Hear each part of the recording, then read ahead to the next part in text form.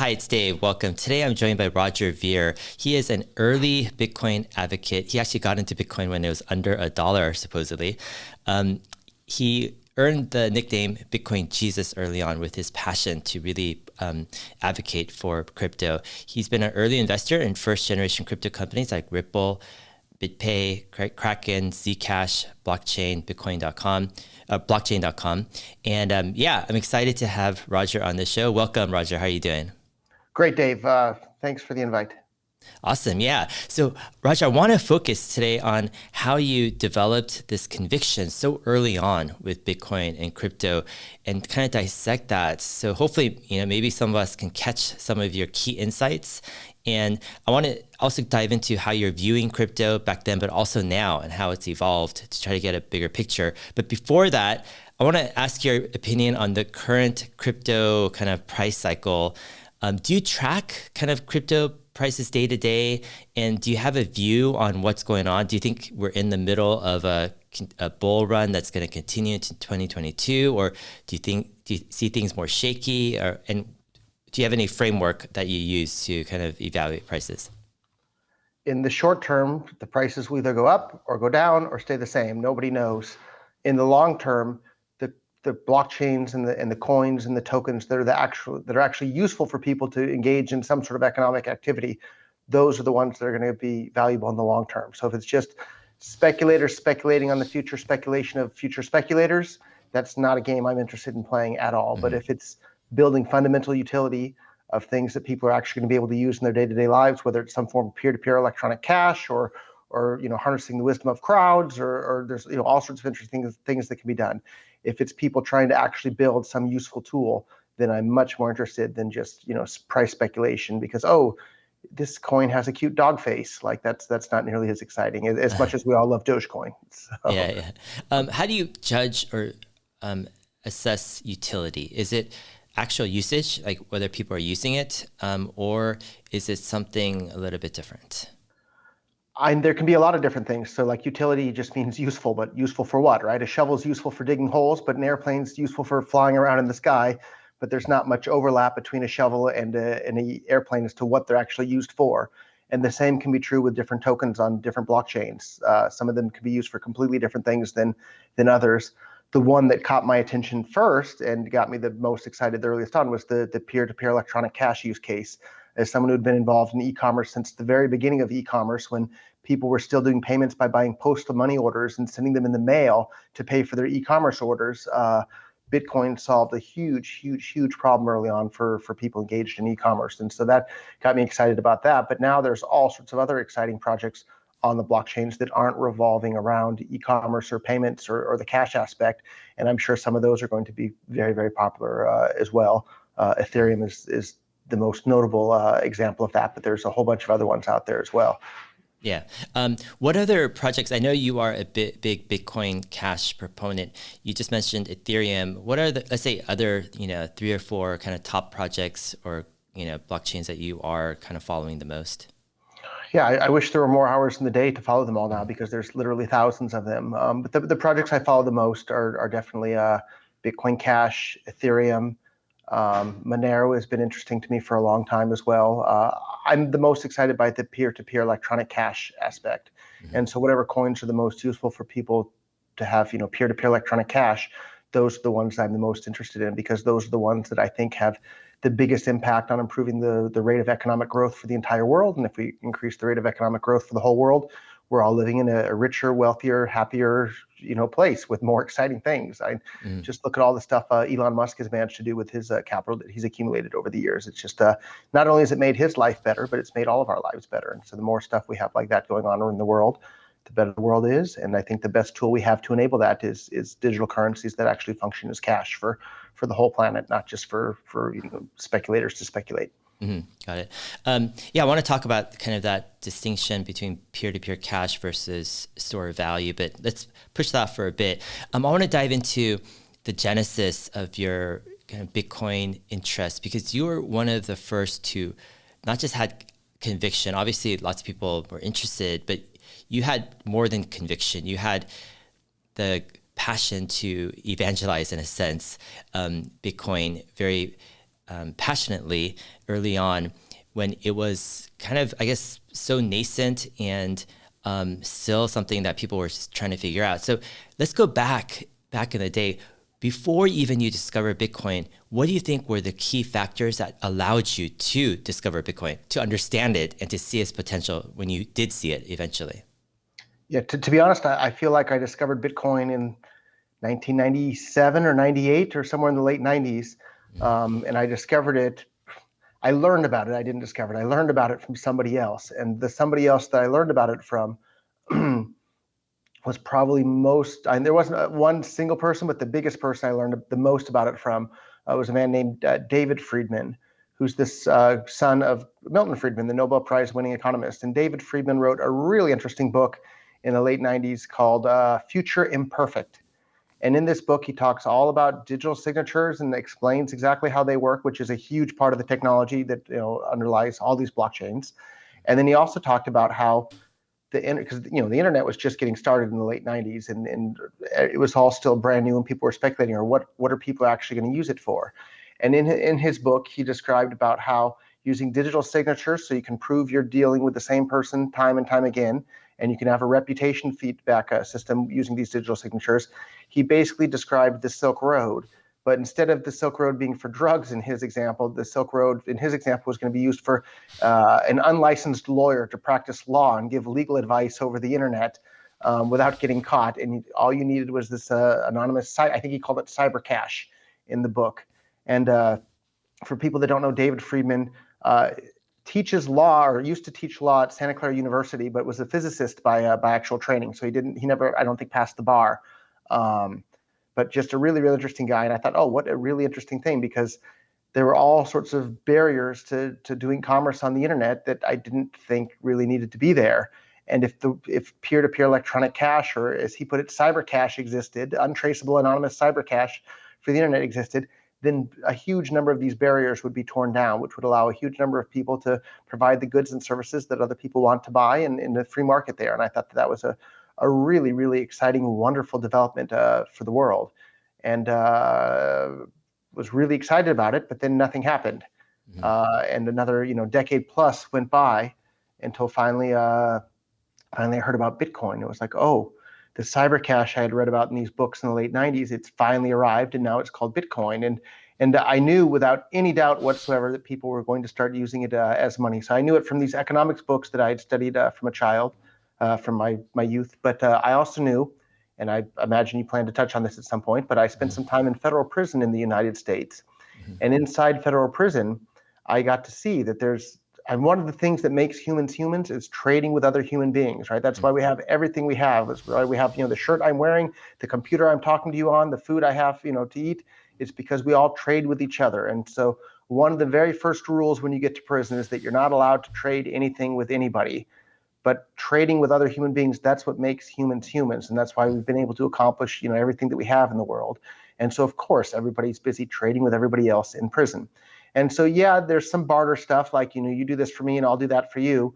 But a medium of exchange is incredibly important to facilitate trade when people don't have the same thing that overlaps that one guy has and the other guy wants in both directions. So people just naturally in prison started to use postage stamps, top ramen soups, and tobacco as money. And if you think about it, all of those things have additional use cases as well.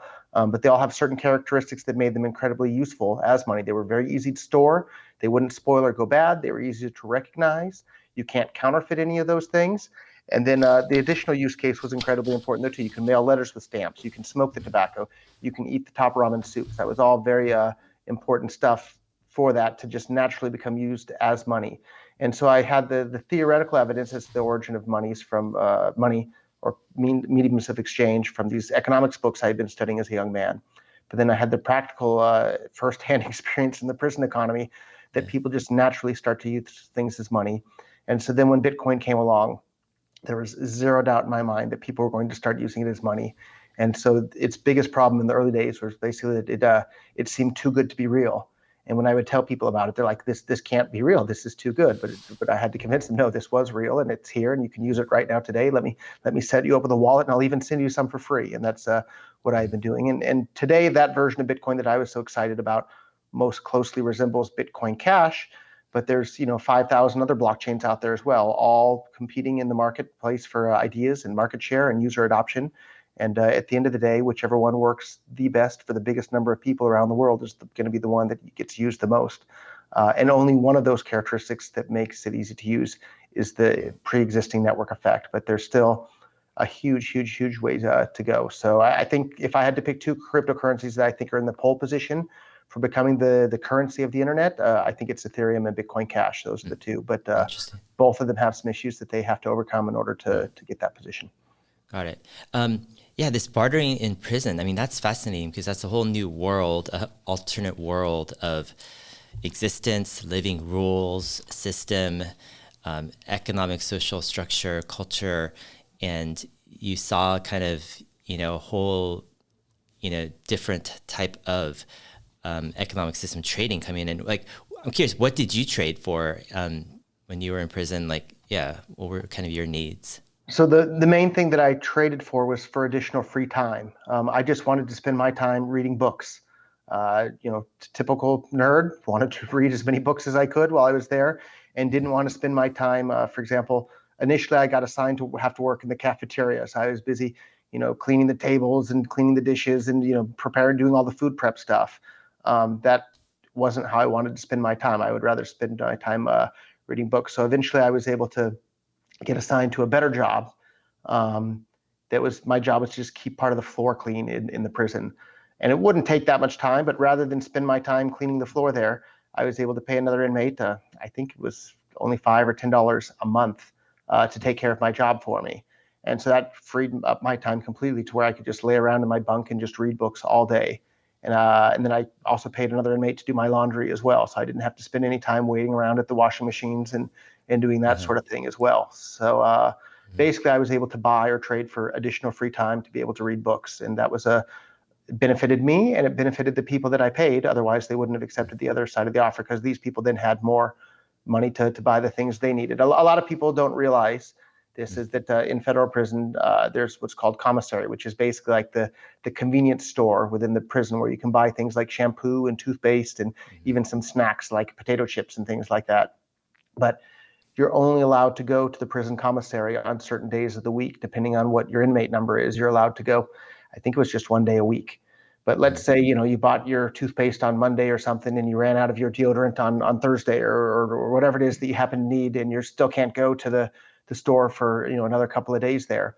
There are other inmates within the prison, and what they do is they literally run their own stores, and their entire everything you own in the entire world in prison is in a little tiny half-size high school type locker, all your clothes, all your toothpaste, all your everything. But what certain inmates would do is they would allocate all of the space in their locker for all of the goods that are sold at the prison commissary. And then other inmates could basically go to the convenience store run by another inmate at any time and buy whatever it is that they needed from that other inmate.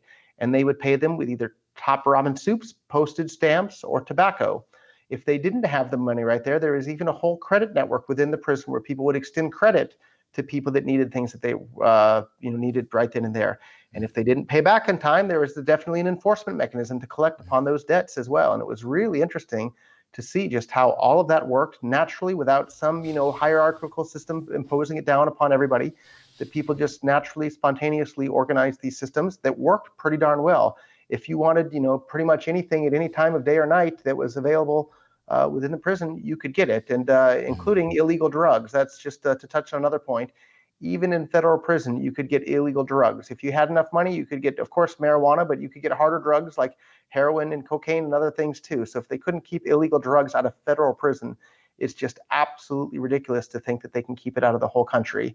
And that's what we saw in the early days with the Silkroad. People started using Bitcoin to buy illegal drugs more than anything else. And to me, I've never used any sort of drugs ever. I've never even smoked a cigarette. But it just seems so incredibly fascinating and interesting to me that people all over the world were just naturally coming together to be able to engage and trade for things that effectively make people feel happy. And it was kind of beyond the reach of the state to do that. And everybody knows that the Silkroad was eventually shut down and the owner was arrested and sentenced to die in prison. He was like I think 20-something-year-old man when he got arrested. There's a guy named Ross Ulbricht. He's now sentenced to die in prison. but there's now more darknet markets selling more drugs using cryptocurrency than ever before. Like not only did they not shut it down, it's more popular than it's ever been, and it's only going to continue to get more and more popular, which is a sign of how desirable cryptocurrencies are for actual use in e-commerce, whether it's regular, above board white e-commerce, or if it's darknet market stuff where people are buying and selling illegal products. But it's not going away at all. It just shows. And I think one example though that shows how you can choose which cryptocurrencies are useful in the darknet markets at this point. There's two main cryptocurrencies that are being used. One is Bitcoin because it was the incumbent and it was there from the earliest days.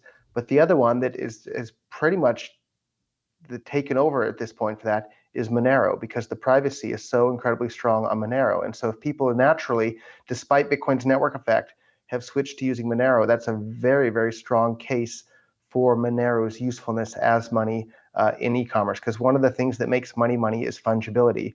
And the fungibility on Bitcoin is absolutely atrocious, whereas the fungibility on things like Monero is much, much better. And but we'll see how governments react to that, because it's a coin that's much, much harder for them to spy on and see what people are up to with their funds. Yeah. So yeah, I'm curious. In prison, how did you have access to money? Was it just cash? Or did you bring it in, or were you able to somehow get cash from outside?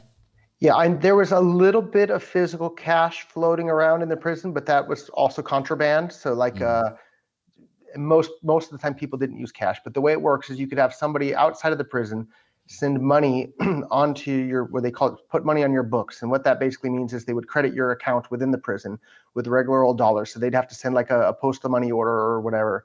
And nowadays you can probably use credit cards, or heck, maybe you can even use cryptocurrency to fund someone's prison account nowadays. But then once you have the money on your account, you have your prison ID card. I don't have it handy with me at the moment, thankfully. But you use that almost like a credit card. There were machines that could scan your prison ID card, and it would debit the funds from your prison account, and you could buy whatever you needed from the commissary. And so to pay other people for, for example, doing my job within the prison, they would tell me what they would want from the commissary. And when my next day for commissary would come, I would buy whatever it is that they put on the list and give that to them. And so that was the way the payments would work within the prison there. Got it. Were you able to, I guess, fund your account through people outside, or that you would ask to fund, or how did you initially get it funded? Yeah, so I was lucky enough that I had some assets before I went to prison. Yeah. And so I just asked a family member, hey, got it. And actually, I think I had some money in my wallet. I think they recommended bring some cash when you actually, because I got to choose the day I started my prison sentence. So when I showed up, I think I had some cash in my wallet. I think they credited it directly to my prison account there. But this has been 20 years, so I don't remember quite as clearly any longer. Yeah. Yeah, fascinating stuff. Was prison violent, the prison that you went to? It can be. So I was at a medium security facility, and you try and mind your own business and don't start drama where there shouldn't be drama. But I definitely saw some fights and saw some. And probably the worst thing that I saw happen probably while I was there is whether you're racist or not, it doesn't matter in prison. You're part of your race inside the prison. And so where I was, the main races there were, there's white, black, and then there's Mexicans from the US, and there's Mexicans from Mexico. Those are two separate races within the prison I was at. Asians, like all Asians, are one race. So it doesn't matter if you're Filipino, Chinese, Japanese, Korean, you're one singular race in prison. And then interestingly enough, another effectively race in prison was homosexual. And it didn't matter if you're a white homosexual or black homosexual or Asian homosexual, all the homosexuals are also their own race, which I thought was strange and interesting at the same time. But at one point, there's like a TV section in the prison. And a couple of Vietnamese guys were watching the Vietnamese channel or something like that. And then the Mexican guy showed up and wanted to put on Telemundo. And rather than waiting their turn or what, I never watched TV while I was in prison, so I don't know exactly what the etiquette is supposed to be or how that's supposed to work. But rather than negotiating it in what I think would be a more appropriate way, the Mexicans effectively strong-armed the Vietnamese into putting on Telemundo. And there were more Mexicans than Vietnamese at that moment. And so the Vietnamese just left, and they didn't start any sort of a fight right then and there or anything. and the Mexicans got to watch the Telemundo. And then I think it was that same night, or maybe it was the one night later, in the middle of the night. So the way it works is this was at FCI Lompoc, which used to be a big giant Air Force base. And there's big giant, what used to be Air Force barracks, military barracks, like big giant long, basically a warehouse with concrete walls, concrete floors, concrete ceiling. And they just have rows and rows of bunk beds in there. So you have a couple of hundred guys in like a big giant room. And so one of these guys snuck up on one of the Mexican guys in the middle of the night while he was asleep. And he had made a stabbing instrument out of, he disassembled part of his locker. And there's like the locking pins that go to close the locker. He had taken one of those apart and sharpened one up and really stabbed the guy up really, really badly while the guy was sleeping over having changed the TV channel earlier in the day. And I don't think that guy survived. And that was a pretty big mess. So there's some things like that. But for the most part, I just stayed in my bunk reading books most of the time. So, and that was, I think, a pretty good way to pass my time, and was never about to pressure anybody to change the TV channel if they didn't want to change the TV channel. I'll tell you that much. So, although were you constantly in fear, or did you just kind of learn how to cope and just kind of navigate and just stay away from, anything that you thought was potentially dangerous? There were a couple of times where I was afraid, but it wasn't constant fear for me. It was more constant frustration with the situation that I was in life, because I don't think that I did anything wrong, and yet there I was in federal prison and kind of had my entire life turned upside down for that. One, I guess, a funny side story there too, because everybody knew I just stayed in my bunk all day reading books. That's all I did, was just, had my nose in the book all the time. And so and I was real young. I was like a 22-year-old kid and only weighed, I don't know, maybe 130 pounds or something when I went in, and lost a bunch of weight when I went into prison. All my friends, most people go to prison and bulk up and become stronger. I lost a bunch of weight in prison because the food was so bad. I didn't even want to touch it, let alone have to eat it. But my nickname in the prison became El Peligroso. And for those that don't speak Spanish, that means the dangerous one. And that was just a joke, because I'm this little tiny skinny kid that just lays in bed reading books all day. So it kind of became the joke. Yeah. That was my nickname in prison there. That's funny. Maybe it was actually, it rang true to some of those folks there, just because the people who are the most kind of voracious in knowledge and books, they end up doing, some stuff, some crazy stuff, or impactful stuff potentially in the future. We could argue that cryptocurrency has definitely been dangerous to the control of the state in the world, which is certainly what attracted me to it so much. Yeah. I'm wondering, I'm curious to hear what got you in prison, because I know, the story is you were, you sold some fireworks on eBay, shipped them to people, but you didn't even sell that much. You weren't like a huge dealer. And I'm not sure why that would get you 10 months in federal prison. So yeah, I don't understand, like what's behind, like your imprisonment story. Yeah. So for those that don't know that story, I put longer form discussions of that on my own YouTube channel. People can search that out if they're interested in the full details. But basically, like most young men, and I guess didn't plan this way at all, but sitting behind the table here, I have some additional firecrackers. I have some nice bottle rockets here, which are perfectly legal in St. Kitts. No problem at all. But I still like fireworks, I guess, to this day. And I'm in a residential apartment building as well. But I'd been selling, this is in the early days of eBay, a product called a Pest Control Report 2000, which was basically a firecracker that supposedly and effectively was legal in all 50 states. But you're technically supposed to use it for agricultural use, basically to scare birds away. It would make a noise and it would scare, birds out of your cornfield or whatever farmers are doing. But for any young man, this works just like a firecracker. Great. And you could buy them from Cabela's Sporting Goods catalog, which is the biggest sporting goods catalog in the US to this day, and from a whole bunch of other, catalogs and that sort of thing. And so I bought them just for me because they were fun. And my parents had a ranch and we would go set them off on the ranch and whatnot.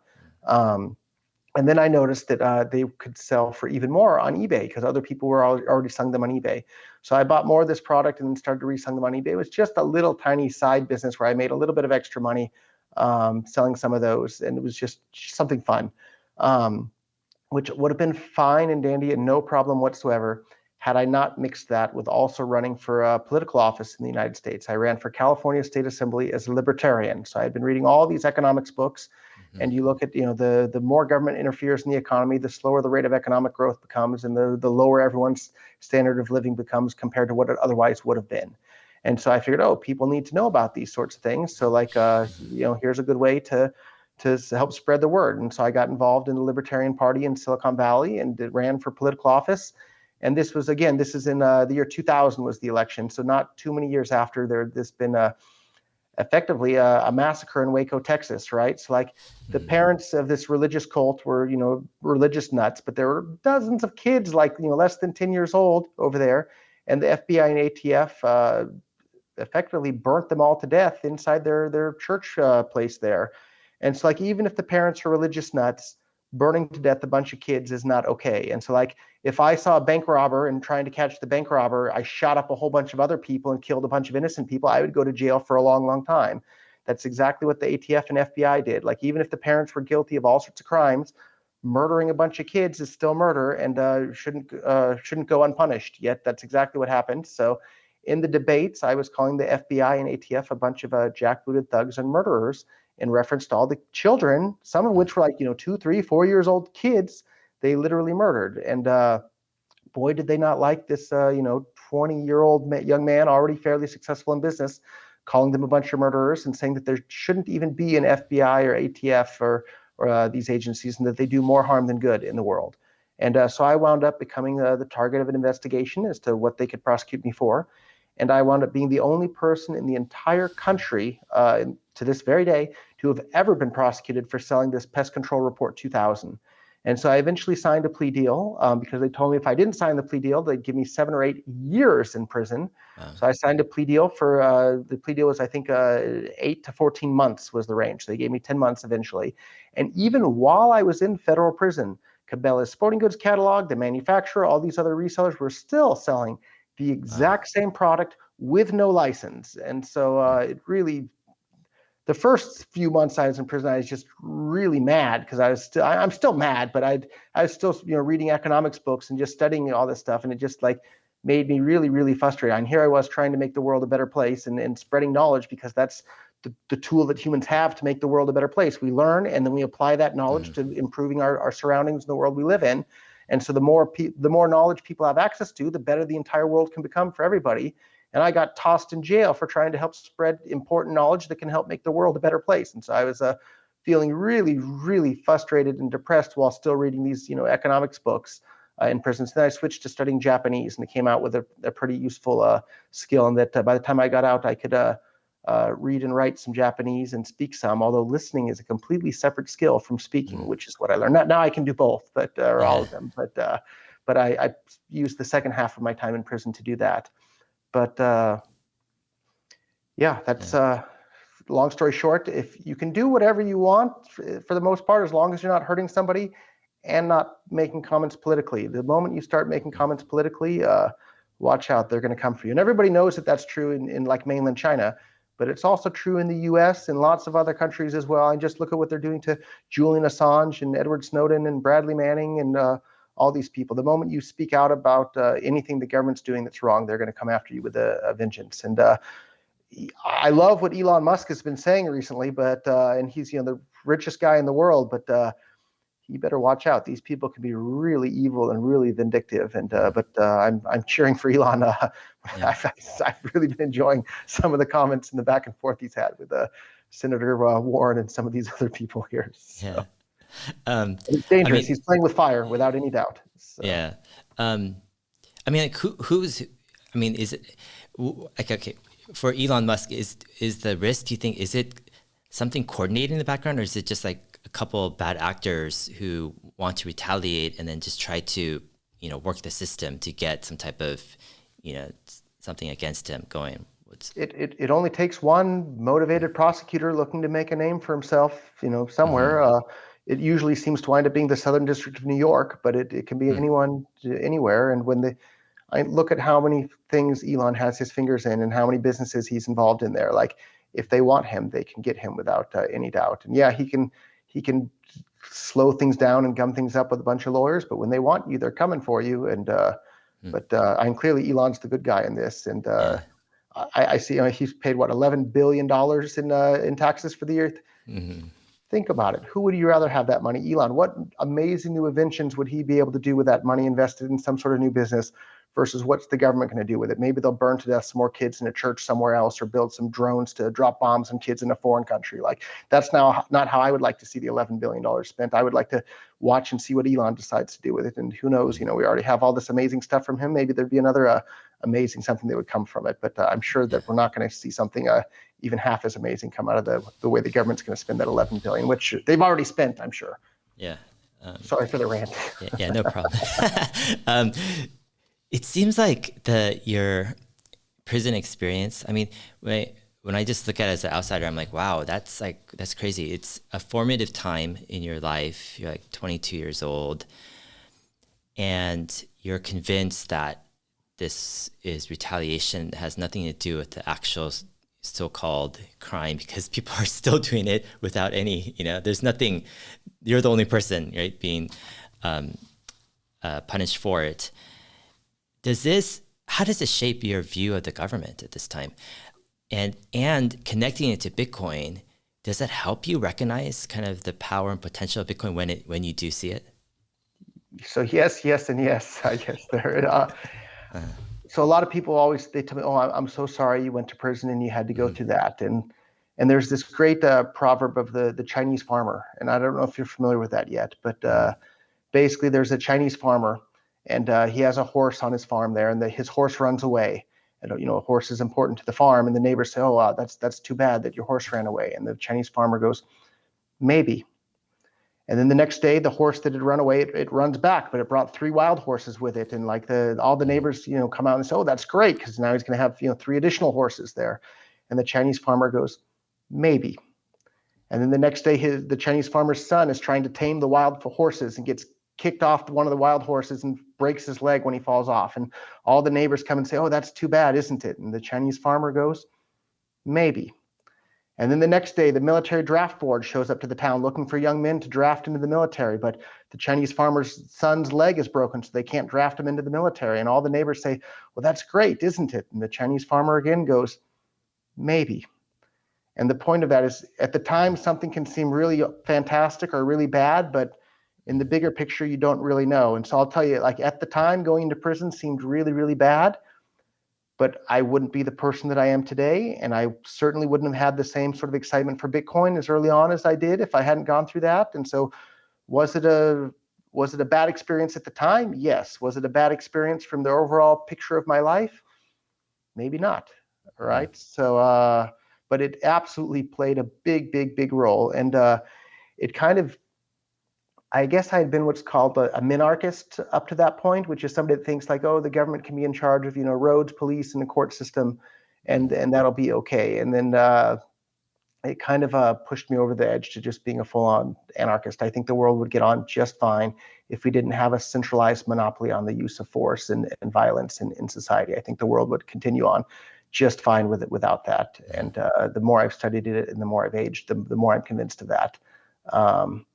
But Bitcoin was one of the main things that regular currencies is one of the main things that governments use to control people all over the planet. The invention of Bitcoin was the tool that liberated people all over the planet to no longer have to be under the control of governments telling them what they can or can't do with their own money. So that's what attracted me to it so early on, and inspired me to buy up a bunch of it and then start building in and investing in the tools to make it useful as cash for people all over the world. And that's why the cash use case is still the most exciting use case of digital currencies or blockchains in general for me. That peer-to-peer electronic, uncensorable, unstoppable, anonymous cash for the world is what still has me so excited to this very day. Yeah. I mean, it would seem like, you have these, libertarian ideals even before going to prison, enough to run for office in the States. So you are convicted, yet you go through this unjust retaliation and you see a whole different part of the world. You see it kind of this, we'll call it the dark kind of government justice side, where it's not just, there is much subjectivity and manipulation in the system that most people aren't even, aware of, and you see this not just as a distant standby observer, but as it is impacting your life in deep ways.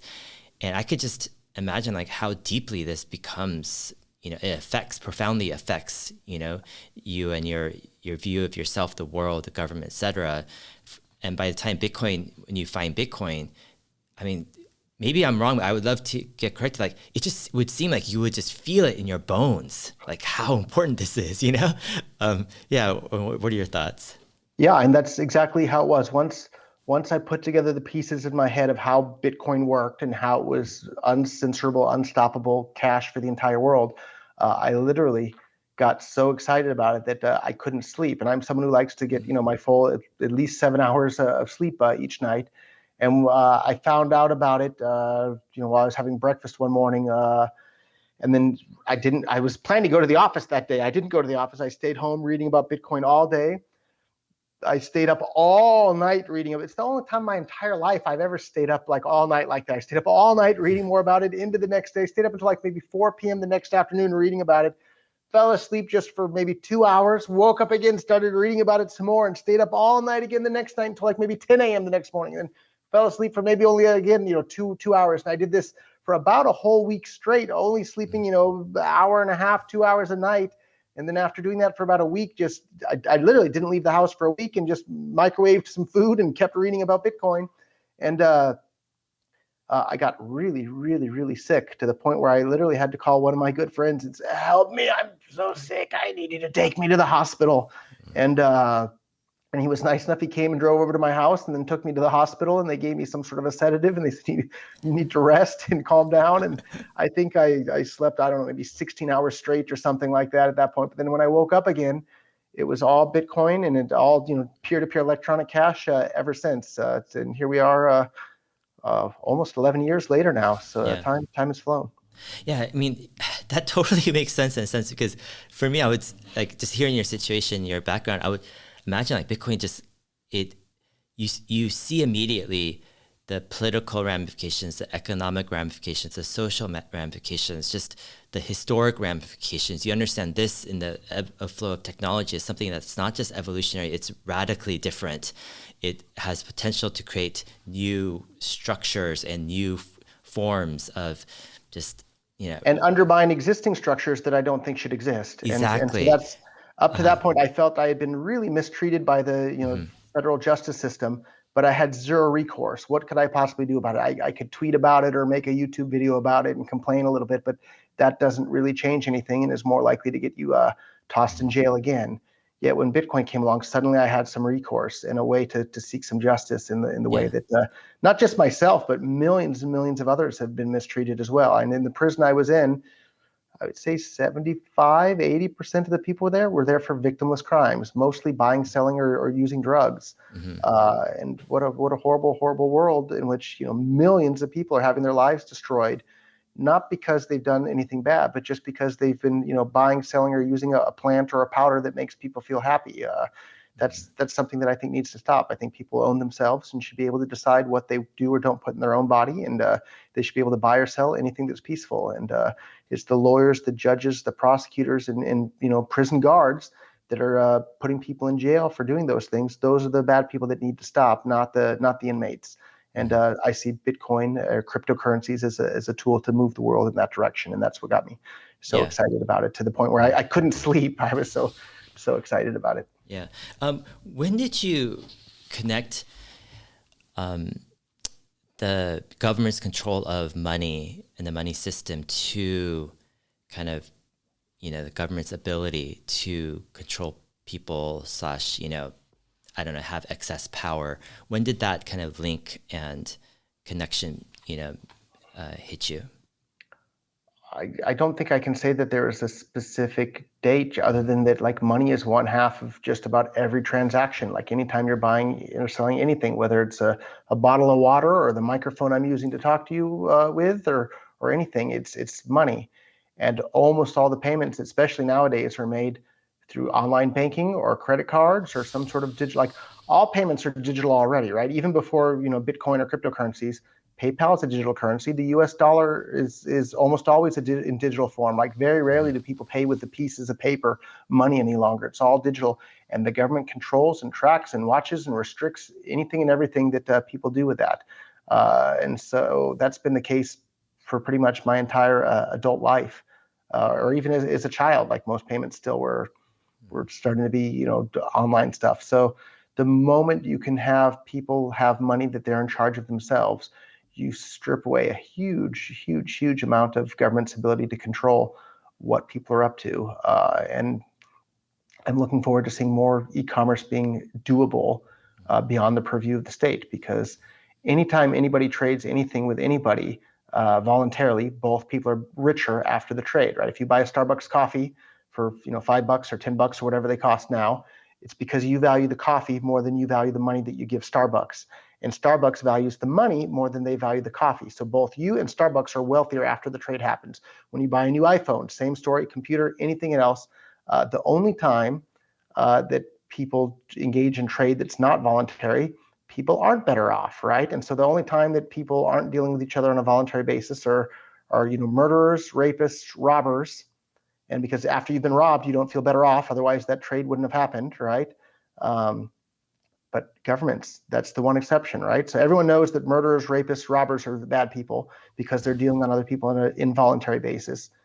Government's the one big giant exception that I think everyone's been brainwashed from a very young age into thinking that, oh, it's okay when government deals with people on an involuntary basis because it's the government, of course. That's how it's always been. But if you stop and take a step back and think about it, why should government get a free pass to do the exact same things that robbers do, right? If a robber comes to your house and steals your stuff and says, oh, don't worry, I'm going to use part of it to pave the road down the street so it doesn't count as robbery, you'd think the guy's a crazy person. Mm-hmm. But when governments do the same thing, people they give them a free pass. But I hope more and more people will stop and step back and think, oh, in this world of the amazing internet where everybody can communicate with everybody else, we can probably figure out a way to build roads without, threatening peaceful people with violence, and figure out a way to build hospitals and bridges and schools without threatening peaceful people with violence. I'm sure we can figure out how to do that. And so I think the governments are kind of one of these barbaric relics that have made their way into the year 2020 here. But I think it's something that needs to fade into history, just like, chattel slavery is now a thing of the past in most places in the world. And we know that that's a good thing. I think the same is true of statism, and I see cryptocurrencies as a tool to help speed that up. And one very related story to that, though, too. Anybody that's listening to the words I'm saying, it's very clear I'm a very hardcore libertarian. But even people that aren't, I've watched how cryptocurrencies pull them in that direction. So there's a guy I knew socially through a sports club I was involved in, and he certainly not a libertarian at all, like the war on drugs, but he thought, oh, maybe I'll buy some cryptocurrency and I can make some money with cryptocurrency. So I showed him how to buy some Bitcoin early on, and then the price of Bitcoin went up, I don't know, 10x or some large amount. And then I, hadn't heard from him for 6 months or a year or something like that. And then he contacts me in a panic one day, right? And he goes, Roger, I need your help. And I'm, what is it? What can I help you with? What's wrong? And he goes, and again, this guy is, kind of, he's not an American, but like liberal Democrat, like government's great for everything type of mentality there. The government needs to control everything and spend everybody's money. But he comes up to me in a panic and he goes, Roger, I need you to show me how to hide my Bitcoin so I don't have to pay taxes on it. And it really kind of made a big impact on me, because I know this guy loves it when government spends money and wants government to do everything. Suddenly when he has the option to not give his money to the government with the technological means that makes it much, much easier for him to hide his wealth from the government. Now suddenly this guy who wasn't a libertarian in any way, shape, or form is effectively acting like a libertarian in the sense that he doesn't want the government to have his money. And I thought that was a strong signal that this can be an incredibly powerful tool for the entire world to put people in charge of their own money, so that if you want the government to spend your money, go ahead and send it to them. But if you don't, you now have a way to do what you want with your own money and not be in as big a fear than if you were keeping your money in Bank of America, for example. Mm-hmm. Yeah, it seems, we'll take a tangent on this government issue and go back to Bitcoin in a second, but it seems like this increasing government control is a huge trend. I would say actually it's one of the most dominant themes in the past, let's say century or two. If you look at, just go back 100, 150 years ago, to cross into other countries, you didn't really they didn't have an advanced passport system and all this stuff, but it just seems like every decade, it's getting harder and harder to travel even without a passport. I know some stateless people, and it's just crazy, the amount of just areas the government has gotten into to dictate and control. And it seems like with the advent of technology that's just speeding up, giving more power to those who control power, it just seems like the government is adopting that, saying, yeah, technology, we'll take it, and left, right there, and we'll track and surveil and achieve our means even better. And it doesn't seem like this trend of increasing government control and power through the inclusion of technology, it doesn't seem like it's slowing down. And I don't know. I guess my question is, in 20 years, is the government going to just be like so much more powerful with all this tech, surveillance, all this stuff, AI now? Or do you see the possibility of, is there something that's a counterforce, like you're saying, with crypto, people taking, ownership of their own money, assets, et cetera, that weakens the government? Is that just a pipe dream we're talking about? Or is this like, in 20 years, can we really see the government with less power? What are your thoughts? Yeah, so you're asking the exact same question that David Friedman was asking in his book 20 years ago, Future Imperfect. And that's the question. And we still don't know, right? Are these new technologies going to ultimately being an individual empowering tool? Or is it going to be a tool to empower the state to have more control over individuals? And I certainly hope that they wind up empowering individuals to have more control over their own lives rather than the state to have control over them. But we don't know yet. And I think the answer hasn't been decided yet. A lot of it's up to us, the business people and investors and entrepreneurs. Like, are we going to invest or create technologies that empower individuals, or are we going to invest in things that empower the state to have control over individuals? And I know I'm going to be taking my time and economic resources and trying to promote the tools that empower individuals. But the story is yet to be written, I think, at this point. Yeah. What do you say to kind of the angle where some people might say that most people don't care about government control as long as their life is, cushy, whatever, they are in their, nice house and they have their needs met, that people would just give away, their freedoms for that type of life. And that there isn't a lot of people who are willing to stand up for individual rights. Another angle is like, there's something so powerful about, it's almost like this, I want to say it's a drug, but the modern kind of society of comfort and convenience and, one click, whatever, watch this, buy this, order this, you're just kind of sedated into this state of lull, where a lot of times, people aren't bothered by the loss of individual freedoms. And it seems like those who are championing individual freedoms are just far and few. And another angle is this, is like a lot of times these people tend to be more international in culture, scope, view, global. They see like a bigger kind of trend happening. What are your thoughts with all of this? Did you have something that kind of gave you this, even before running for state assembly or whatever, like as a libertarian, like did something help you to see the value of individual freedoms, early on, like when you're growing up, or what's the background, you think? Yeah, and I certainly was not born with it. It was from studying these economics books. The more economics I studied, the more of a libertarian I became. And the first one that really set me down that path is I was in junior high school. It was between 7th and 8th grade, summertime or something like that. And my mother said, no more video games. And so I had to find a book to read or something. And on the bookshelf at home, and my mother, neither of my parents had ever read this book, but my grandfather had given it to my mother apparently at some point. It was a book called Socialism by a man named Ludwig von Mises. And for those that don't know, Ludwig von Mises is basically the founder of the Austrian School of Economic Thought. And his book Socialism, when I picked it up, I didn't know what socialism was, but I knew Americans were kind of supposed to be against socialism, but I figured I should at least know what it is that we're supposed to be against. So I picked up what I thought at the time was a pro-socialist book. And it turned out that I think it was the Wall Street Journal or somebody in the book review, they termed it as the book was Ludwig von Mises's devastating critique of socialism. And so I read this book and just summarize a pretty thick book in a few sentences here.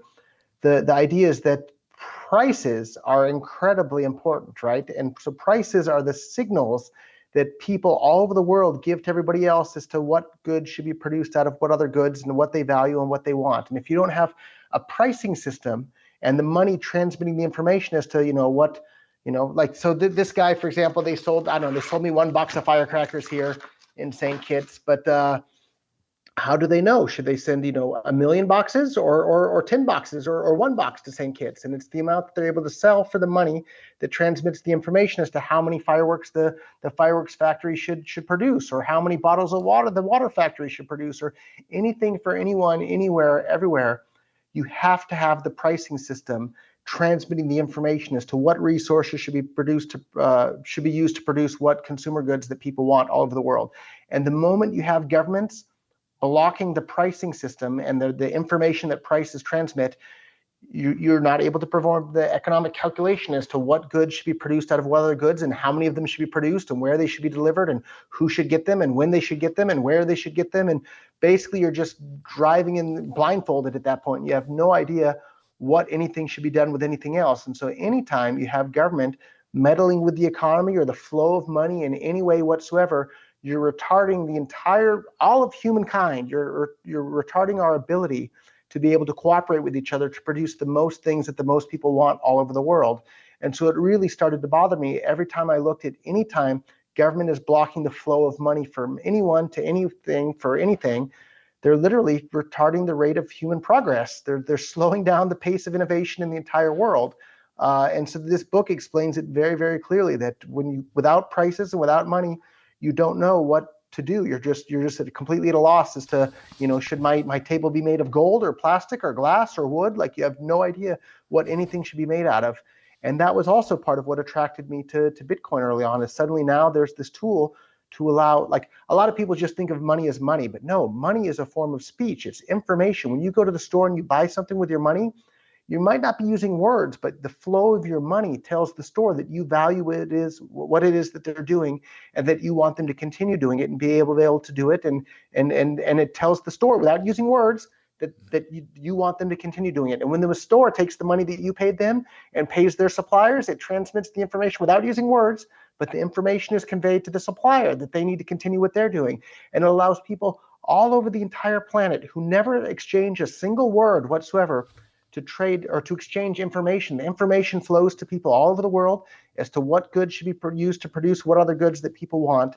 And this moment you start blocking the money or restricting the flow of capital in the world, you're blocking the flow of that information. And if you block the flow of that information, you're making it harder for people to cooperate with each other to produce the things that people want in the world. And so that book was pretty a turning point for me down this path. And then when Bitcoin came along, it was suddenly, here's a way, like, everybody loves the internet because you kind of have uncensorable speech for the most part. Anybody can set up a web page and start posting their stuff on their blog or whatever.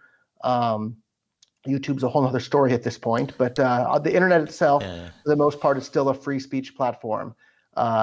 Cryptocurrency became a free speech mechanism for the flow of the information that money provides. And most people, I think, don't realize that spending your money is a form of speech and it is a transfer of information, even though you're not using words, coming out of your mouth or through your keyboard. It's still an incredibly, incredibly important way for information to flow around the world. And that's why cryptocurrencies are so wonderful. If you support free speech with words, you need to support free speech with money as well, because it's transferring information that's just as important as the words coming out of my mouth.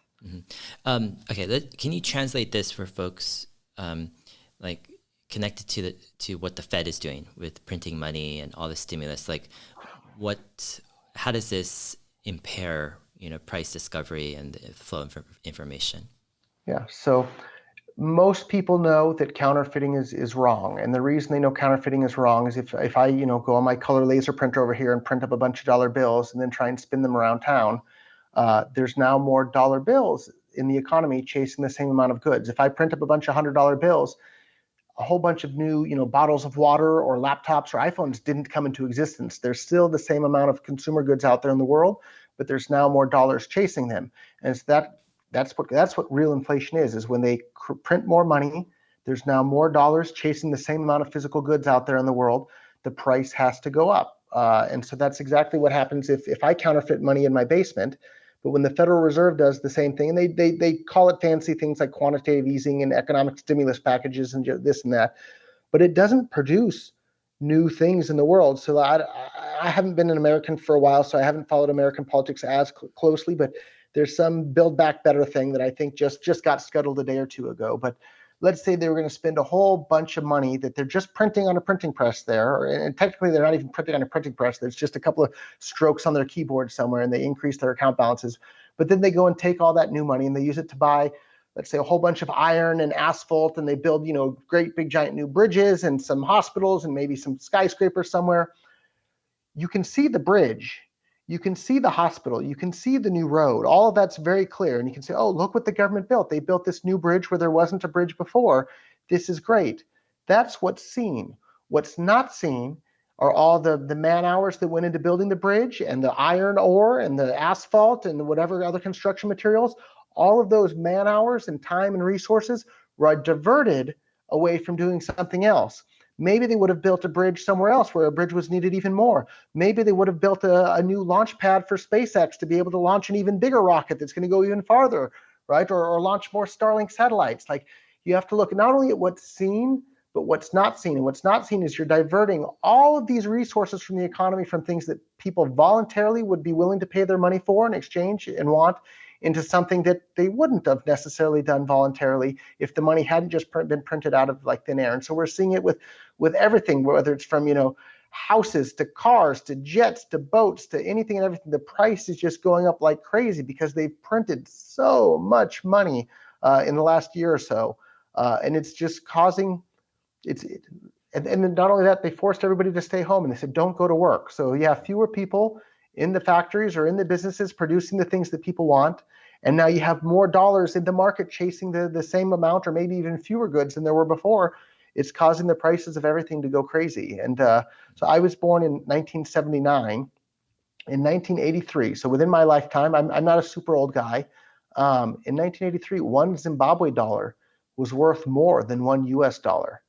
Right. And so today, it's what, a couple billion Zimbabwe dollars to one US dollar. But within my lifetime, one Zimbabwe dollar was worth more than one US dollar. And the US dollar today is worth a whole lot less than it was when I was a kid. I was looking at the house I grew up in when my parents finally sold it quite a while ago. They sold it for just over $500,000.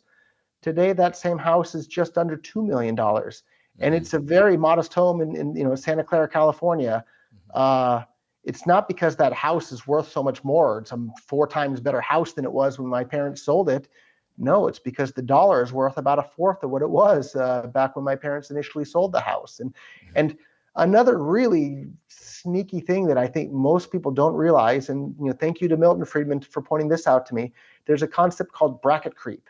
And so the Elizabeth Warrens of the world and all these other politicians, they love the fact that we have a graduated income tax bracket. And so if you earn $20,000 a year, you pay a smaller percentage of your income in income taxes than if you earn $50,000 or $100,000 or $200,000 a year. And the more dollars you earn per year, the higher the percentage of your income you have to pay in taxes.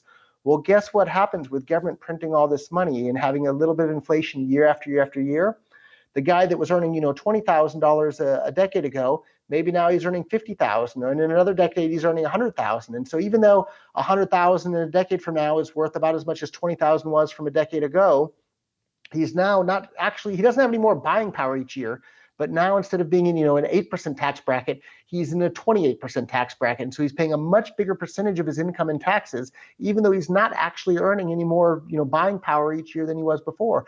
So it's a really, really sneaky way through inflation for the American government or any government to bump everybody into higher and higher income tax bracket rates. And so it makes sense when you hear it, but nobody, they didn't point that out to me in government school either. And so I think people don't realize just how bad a deal inflation is for the entire world when government prints money, because not only does it distort the allocation of resources right here and now within the market, but it slowly bumps everybody into higher and higher income tax brackets. And it's basically retarding the entire world's rate of economic growth. And so like your channel is mostly about investing. Well, every investor knows the miracle of compound interest, right? The more years you can compound your interest on your investments, the more money you're going to wind up with. Well, the same is true of economic growth. And so imagine if governments retarding the rate of economic growth, even just by 1% per year, by all of their interventions into the market. Well, the difference in, having a 1% raise from this year to next year in my income, not that big of a deal, 1%. But if you compounded that 1% over the last, 150 years, wow, what an amazing, huge difference we would have in all of humankind and all of society today if we'd had just 1% faster rate of economic growth over the last 100-something years. And so if you think government's retarding the rate of economic growth even by 1%, you should be appalled by how many more poor people that's created that we have today than there would have been had we not had that retardation of economic growth. And so that's what turned me into this, wild libertarian person, is just like, if you want more economic growth in the world, which helps everybody, you need less government. And you can see it time and time again in the world, North Korea versus South Korea, East Germany versus West Germany. The countries around the world with more economic freedom have a faster rate of economic growth. So let's not just focus on one individual country here or there. Let's focus on having the entire world's rate of economic growth be faster. And the best way to do that is through free markets and free people being able to engage in free trade. And in order to do that, we need a free market money, which are these peer-to-peer electronic cash systems on the blockchain, which are going to improve the lives of everybody year after year. So thank you for letting me rant about that, Dave. Yeah. My pleasure.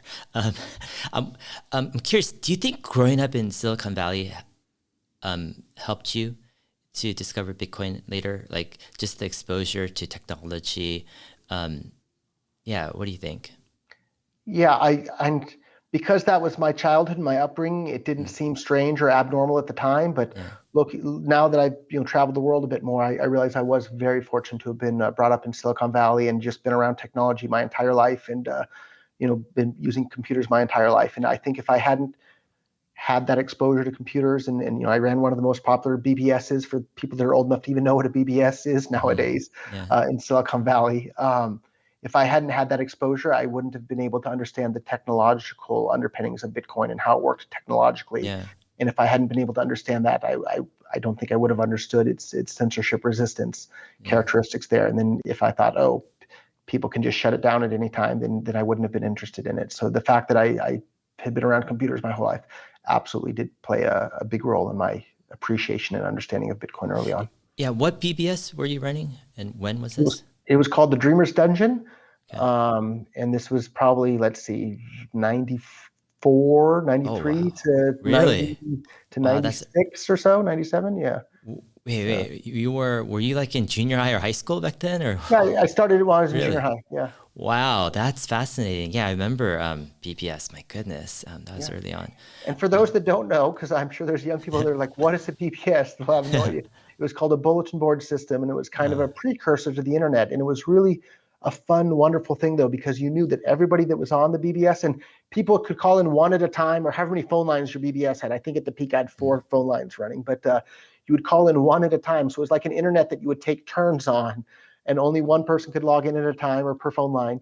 But you knew everybody that was logging in were people that were from your local community, and it was everybody that lived kind of in your neighborhood. And so it was really a kind of a fun experience and way to connect with people living in your local area. Yeah. I actually grew up in San Jose, Cupertino area. And yeah, I think growing up in Silicon Valley, I didn't at that time understand that the unique culture and kind of exposure to technology is kind of granted. It's like there, so many friends of your, like, I won't say all, but a lot of, parents of your friends are engineers working at these tech companies or whatever. People, like, a computer isn't a foreign object, it's just, and then this idea of technology and the progression of technology just growing and what it'll do is almost like, I don't know, it's like kind of taken for granted in a sense. Like everyone just accepts it, that this is a big deal and it's going to progress. And growing up in that type of environment, I think it does, it has some maybe deep, profound impact. I'm not sure, I'm still uncovering it myself, but hearing your story, like BBS at junior high school age, and then reading David Friedman. I guess you were in high school at that time. Yeah. Yeah, and like understanding that stuff. You're at a very young age. You're understanding the power of technology, the internet, computers, all this stuff, in a not just a theoretical way, but you're seeing it, you know, firsthand. Yeah, pretty crazy, interesting stuff, definitely. Yeah. Yeah. I want to fast forward a bit past, you know, we've covered a bunch of kind of your precursors to Bitcoin. I was listening to one of your interviews where you're saying like, you know, the dark net with kind of the marketplaces were one of the first places that you saw the usage of Bitcoin, where you're like, you know, this is the currency they're using. How, like, can you explain, like, how did you find out about, you know, Silkroad, you know, and what was that process like when you know, discovered Bitcoin? And yeah, just take us back to that point. Yeah. So as a libertarian, sometimes it can feel a bit lonely in the world. You look around the world and there are not that many libertarians, and most people just take for granted, oh, the government can control everything. And so to cure some of my loneliness in that respect, I still do, but I used to listen to libertarian podcasts. And so it would kind of help me feel a bit less alone in the world, because, oh, there are actually other people out there in the world that see things very similarly and that are like myself in that regards. And so one of the podcasts I was listening to was a radio show based out of New Hampshire called Free Talk Live. And the radio host of that is a guy named Ian Freeman, who's part of this thing called the Free State Project movement, which was something I was also interested in before Bitcoin, is the idea to try and get, you know, a whole bunch of libertarians to move to the state of New Hampshire that's already the freest of the 50 states in the US, and basically just try and have them make it even more free than it is already. And so he mentioned the Bitcoin in reference to the Silkroad, some website where you could buy drugs with it. And this was, you know, early 2011 or maybe even late 2010 there. And when I heard about that, I'm not someone who's ever been interested in drugs, but I've been interested in e-commerce since the internet began, or even, you know, on BBSs. But I thought, wow, like, what the heck kind of money can they possibly be using for this? I didn't want to buy or sell the drugs, but I wanted to learn about what the payment method was. And so I logged in and made an account and started poking around and spent a bunch of time on the forums reading all the stuff there, and just went down the rabbit hole of this new sort of thing that David Friedman had described in his books. This black market e-commerce is starting to form on the internet, and it was just a really, really fascinating time. And it felt like the start of a real life science fiction book was just getting started there. And I'm sorry, I lost track of what the original question was. No, that was it. It was just describing kind of how you found Silk Road. And I mean, did the connection, like, you're like, oh my gosh, this is the black market, you can't stop it, back, it connects to your prison days where you're like, people are gonna, you know, sell stuff, and that you see now this new form of money, this currency that, you know, is just like perhaps unstoppable. I mean, does that click at all at that point where you're like, wow, this is like the beginning of a new form of money? Yeah, there were a couple of things that were all clicking at the same time there for me. It's like one of which, like, oh, here's this uncensorable money for the world that empowers individuals to be able to do whatever they want with their own money, which will lead to more economic growth, which will lead to a better planet for everybody. And then the another piece of the puzzle that was clicking as well is like, as if that wasn't already exciting enough for me, right? Because that was something I was super interested in. But wait a minute, this new uncensorable money for the world, there's a limited supply of it. All right, there's no central bank that can print more or change the rules of the game midway through. So like, if there's a limited supply and the demand is only going to get bigger and bigger as more and more people start to use it, the price of this commodity in terms of traditional dollars is going to skyrocket. So there's an economic component there. Wait a minute, I can buy a whole bunch of Bitcoin now, help make it even more useful for people of the world, and, you know, make billions of dollars along the way. Wow, there's another motivating factor. So it's just motivating factor after motivating factor all coming together there. That you know, made me not be able to sleep over it. I was so excited about it. So yeah. I mean, what's interesting is, like, looking back at some of, you know, your advocacy for early Bitcoin back in the day, it's, you know, in a way you were multifaceted in the sense where, you know, you were promoting it as this, you know, peer-to-peer new cash system, but also a new economic kind of system of possibilities, but then you connected it to the price action.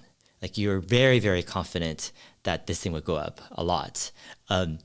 And was it like, was it just super clear to you that as demand for this coin or this currency goes up, there's a limited supply, therefore there's going to be a direct push up with the price. Therefore, if I get in early, but buy a bunch, it's going to go up as long as the demand for the product or for the currency goes up. Is that kind of your thinking at the time? Yeah, there was no doubt in my mind on that front either, because I'd had lots of experiences in my life previously of seeing shortages in markets or where there's a big demand for something. So my main business for a decade before I got involved in Bitcoin was selling computer parts and mainly computer memory. And I saw like oftentimes there'd be shortages of specific parts. And when there's a shortage of the part or there's a big demand because some contract manufacturer needs a bunch of the parts, the price goes up. And whether it's I absolutely anything, when there's a big demand for it, the price goes up. I think that I saw in the news that there's been a shortage of chicken recently. Well, when there's a shortage of something or an increased demand for something, the price goes up. The pricing is transmitting that information. And that's why price controls are so stupid and damaging to anything. So when you need to allow the prices to adjust to transmit the information. So like an example of that, like there's all sorts of laws, like after a hurricane, you're not allowed to increase the price like bottled water at the store or something like that because they think, oh, people need to have it. But no, you need the price of bottled water to go up at the stores in the aftermath of a hurricane because that transmits the information. Like if the price is the same as always, people will just hoard them all, and the people who really need the water won't be able to buy the water because it all sold out at the normal price. And if the price is allowed to go up, then the people who really need the water will buy it. And when the price is higher, that'll motivate other people from neighboring states or neighboring towns like, hey, the price of water is $10 a bottle over there at where the hurricane just happened. It's $1 in my town. I'm going to load up the back of my pickup truck with a bunch of the $1 bottles of water, drive it over there and sell it for $9 a bottle and undercut the people that are selling it for $10. And the other guy say, oh, I'm going to bring another truckload and sell it for $8. And so you'll have this influx of the resources that people need into the area that needs it because the prices were allowed to change. But if the price for water wasn't allowed to change, you're going to have a shortage of water. There's not going to be any water, and the people who need it won't be able to get it. So it's a really, really damaging thing anytime governments step into any sort of economic situation and don't allow the prices to adjust. So imagine if in the early days of Bitcoin, and more and more people are starting to use it. They said, nope, the price of Bitcoin is just going to be $1, and we're not allowed to buy or sell it at anything more than $1 effort. Well, there's only 21 million Bitcoins. What happens when more than 21 million people want more than $1 worth of Bitcoin? There's a shortage of Bitcoin. And if there's some law that Bitcoin can never go at more than $1, it's not usable at that point. Like it's a big, big problem. So the fact that the price of Bitcoin, nobody can control it. There's no central, order book. There's no central place where people can dictate by law what the price of Bitcoin is going to be. The price has to go up as long as there's an actual demand for people to need Bitcoin to actually, from my point of view, use it in e-commerce to pay for things or use it in commerce to pay for things. That creates the demand. The price has to go up. So there was zero doubt in my mind whatsoever that the price of Bitcoin was going to go up and go up significantly. Today, my view is a little bit different there. So like, for people that don't know, there was this huge civil war that went on within Bitcoin. And the one single version of Bitcoin is split into a couple of different versions of Bitcoin at this point. The thing that is called Bitcoin today bears very little resemblance to the Bitcoin that I got so excited about more than a decade ago. But it still has that Bitcoin name and brand recognition, and people assume, oh, it's $50,000. This must be the awesome one. But if you actually try to use it for payments in e-commerce, it's embarrassingly bad at this point.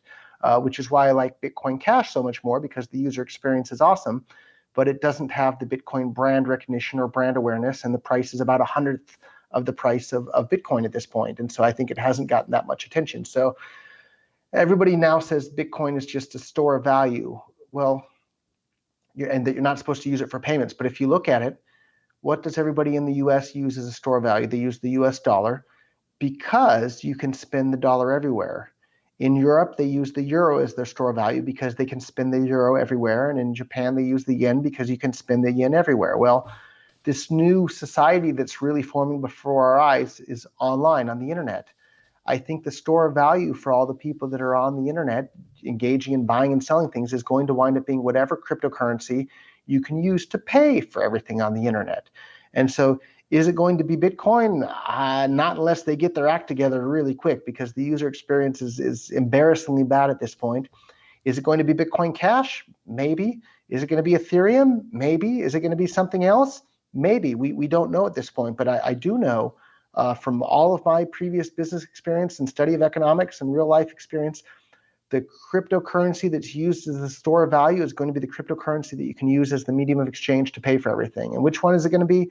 I don't know yet, but it's not going to be one that's not usable for payments. It's going to be, one and the same. The one that you can use for payments is going to be the one that's used as a store of value, and the one that has this, giant market cap. And who knows? Maybe it'll be Dogecoin. Like if you actually look at it objectively, Dogecoin works far better as money and as a store of value than Bitcoin does at this point.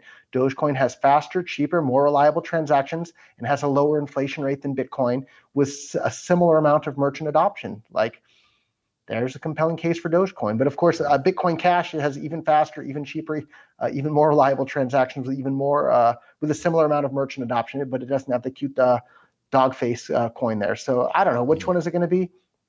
I don't know. But I think a lot of people get confused. They think, oh, Roger would never promote anything other than Bitcoin Cash. Well, no, I promoted Bitcoin early on, and when Bitcoin stopped working as cash, I started promoting Bitcoin Cash. And even while I was still promoting Bitcoin, I was providing the seed funding for Ripple and Zcoin, and then follow-on funding for Zcash and a bunch of other coins out there. So I'm a fan of absolutely anything that works as peer-to-peer cash for the world, and that's what has me so excited to improve the lives of everybody on the planet, is the peer-to-peer cash aspect, not the store value and just speculated on it aspect. And so.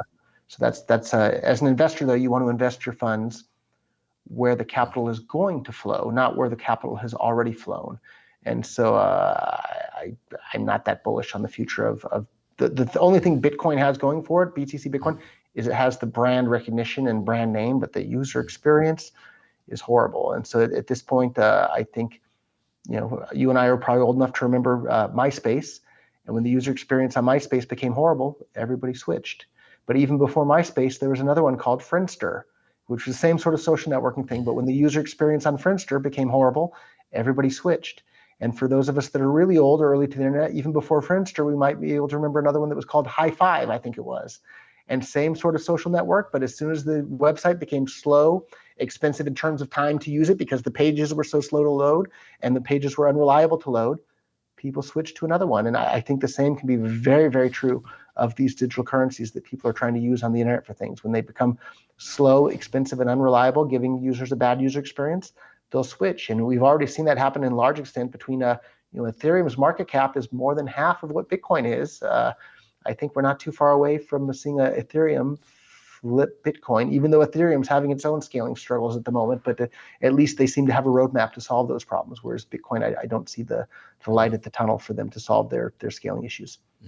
What do you say to people who say maybe digital central bank currencies will perform the role of peer-to-peer cash? So basically you have this transition from, let's say, where fiat just becomes more and more digital, and that becomes the predominant form of peer-to-peer, transactions. What are your thoughts?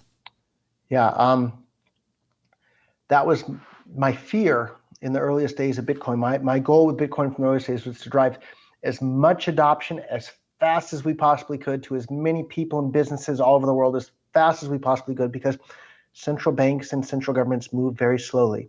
And so if we could get the entire world using cryptocurrency or Bitcoin at this point in time, to pay for everything all the time, it would be too late for governments to catch up and be able to basically jump right out in front of the parade and take charge of it. But that's kind of what we're seeing happening. And some of the most popular digital currencies, period, right now are things like Tether, right, where it's just pegged 1-to-1 to the US dollar. Yeah. And so we're seeing lots and lots of people using that rather than actual digital currencies. And so in the long run, though, it's so easy to switch back and forth between them.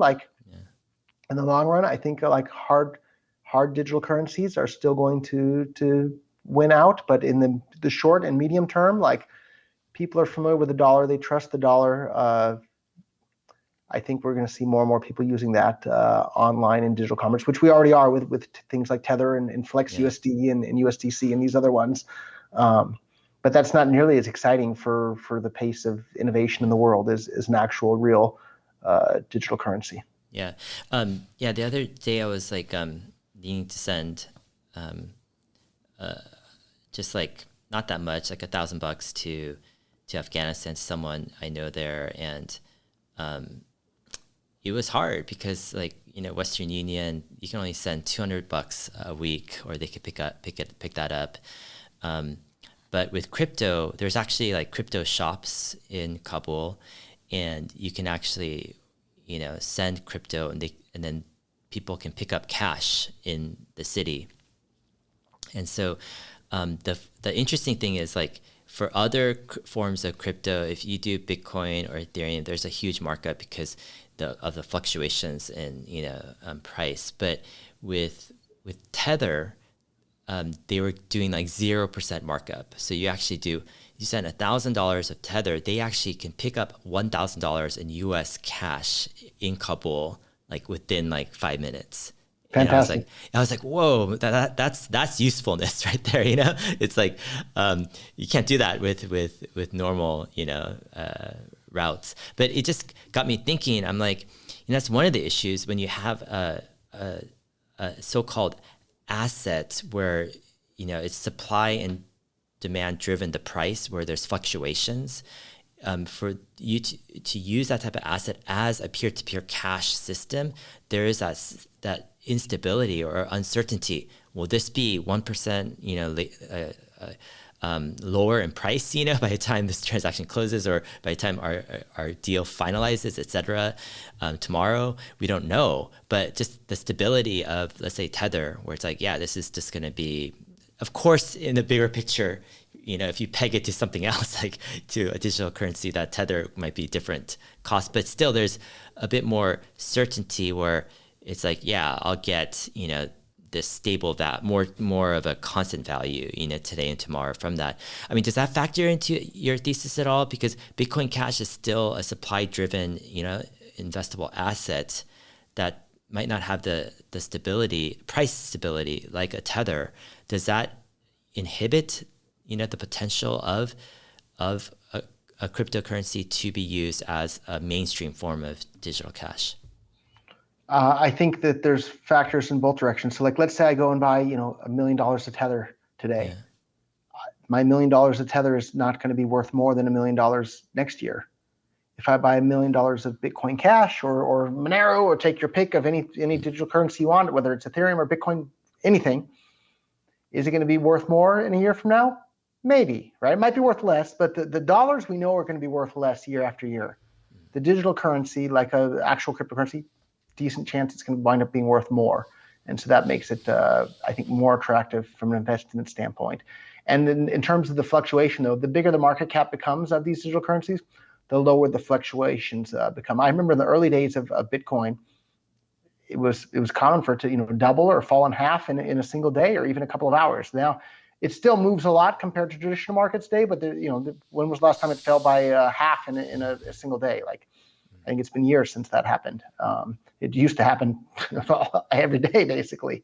So it used to be much. So the bigger the market cap becomes, the more stable it becomes, and the more useful it becomes as a currency. But at the end of the day, people are going to use whatever's the most useful to them. And Tether's proven itself to be incredibly useful to people all over the world, and that's why people are using it for all sorts of things. And I've used plenty of stable coins myself too. They're very useful. But my favorite one, though, is this one called Flex USD, which actually pays between 5 and 25% APR interest to you, even while you have the coin in your actual wallet. So I think the stable coins that are paying interest to people directly while they have it are going to become more and more popular, because Tether, you don't get any interest, but it's pegged 1-to-1 to the US dollar. This other one is still pegged to the dollar 1-to-1, but you receive interest right there while it's in your wallet. And I think that's a pretty powerful tool to people all over the world to be able to have basically a savings account pegged to the US dollar, but still earns 15% interest on it is incredible compared to whatever any normal bank is paying.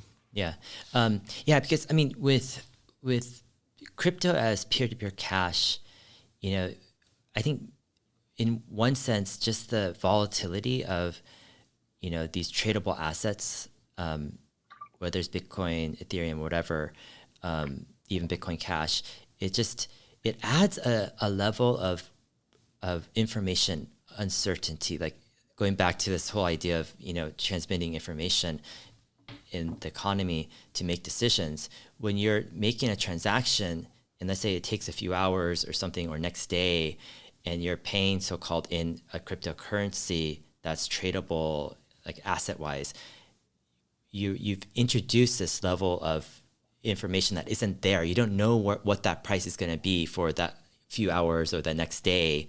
Therefore, it messes up the whole transaction, right?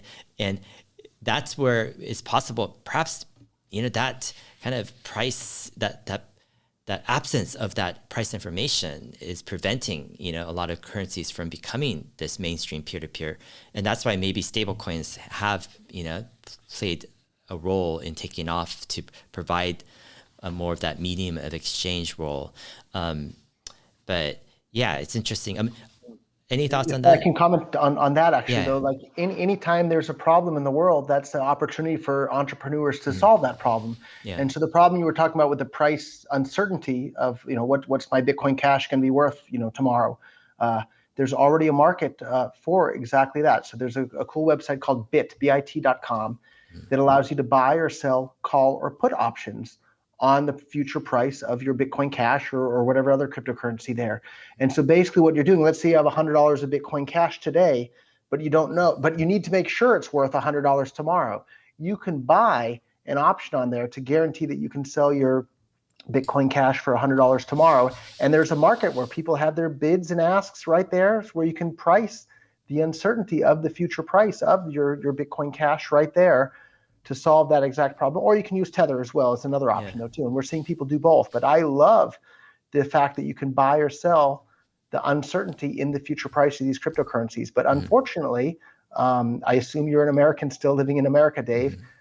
It's illegal for Americans to access this website, bit.com, because of, I don't know, whatever reasons. Politicians don't think you can do that. But for me, I think it's wonderful. And you can literally see the flow of the information based on the prices. So like if I sell the option to someone to buy my Bitcoin Cash in a month from now at $1,000, if the price is really cheap, that people are willing to pay me for that, that means that there's not a very high likelihood that it's going to be more than that. But if the price goes up and becomes really high, that means the market is judging that there's a high likelihood that actually coming true. And so there's just so much information right there in the prices of these futures options for different digital currencies. And it's really a shame that Americans aren't allowed to participate in the markets. The two biggest websites in the world for these sorts of things both have to ban American customers because of, I don't know, they're scared of the American politicians, I guess.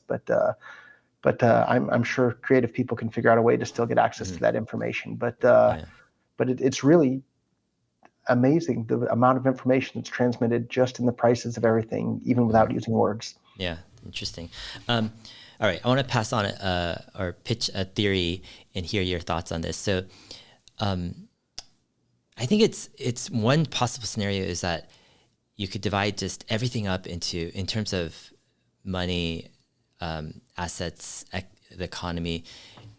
You just put everything into this group of assets, and everything that we know as assets, whether it's crypto, whether it's real estate, whether it's stocks, whatever it is, your clothes on your back, etc.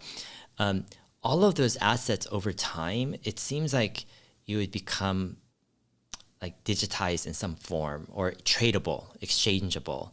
It just seems like it's kind of this unstoppable move to an economy where all the assets become just liquid, instantly liquid in some way, form, or fashion. And of course, there'll be different progressions of how fast different asset types, move toward that. But it seems like, things are moving toward that. For example, you could buy a small piece of a real art, work and trade that or as an asset.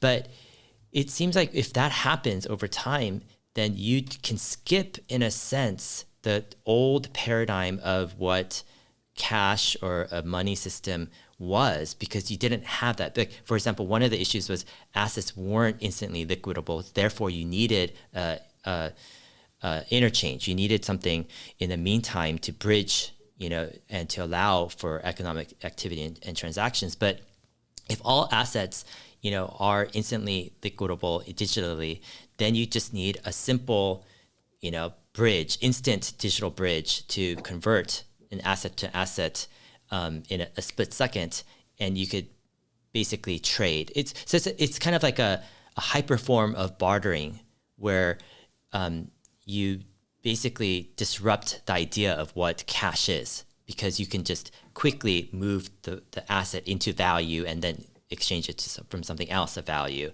Of course, there could be, there might have to be an agreed, you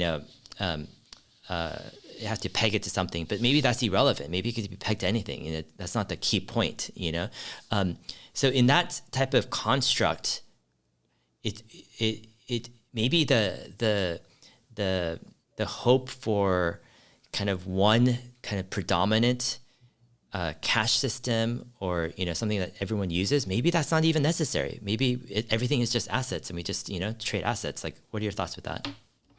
Yeah, I've been saying for a long time, and I think it's still true, that everything is money. Everything is competing for the use case of money, right? And so like even this bottle of water is competing for the use case of money, but this half-drank bottle of water isn't a very good form of money. So people naturally don't use this as money, right? Or the bottle cap from it. People naturally don't use that as money. Or the table that the computer is sitting on, that can be money, but nobody uses it because it's a really bad form of money. And up until now, the form of money that most people use most of the time is, dollar bills, or the dollar in some form or another. And before that, it had been, gold and silver. But all of these things are competing with everything else all the time. But people just naturally use the ones that work the best as money. And so in prison, for example, it was, top ramen soups, tobacco, postage stamps. Those naturally were used as money because they worked the best as money. But that doesn't mean that other things aren't also competing to be used as money. They just didn't compete well enough to actually get used. And so in reference to what you're saying, with everything starting to be tokenized, from pieces of art to this and that, and the fact that you can have instant liquidity from one token to another token on these blockchains and decentralized exchanges, yeah, maybe we're going to see more and more things compete pretty effectively as money in the world, whereas previously,